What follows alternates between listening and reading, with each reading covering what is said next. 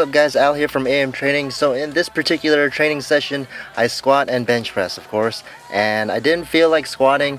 I didn't really feel like my head was in the game, so I did a bunch of pretty much a lot of volume. I basically did 6 sets of 5 with 315 here. This is actually my last set, so you can see that I was getting a little tired. Didn't have that explosion as much as I usually do with 315.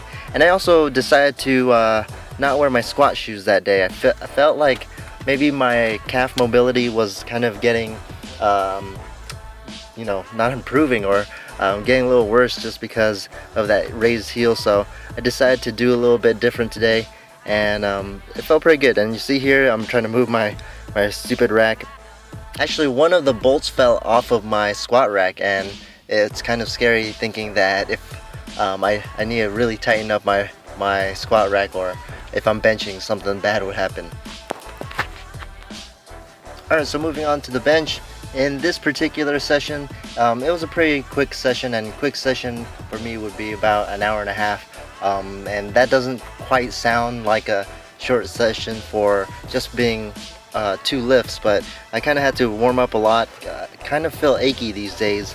And this one is this was the last set of 235 here, and try to make sure I pause at the bottom there.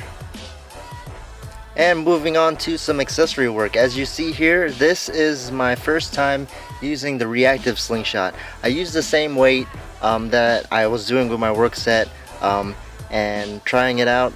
I was supposed to get 5, but it felt pretty good. And I noticed with this particular slingshot, it's way less support than the original. So I feel like this would be really good in helping me get to 300 with more confidence, because it gives you that slight support. It's really stretchy compared to the original, like I said. But anyways, I did 3 sets of those, 3 times 8, and other than that, thanks again for watching guys. Train hard, train smart.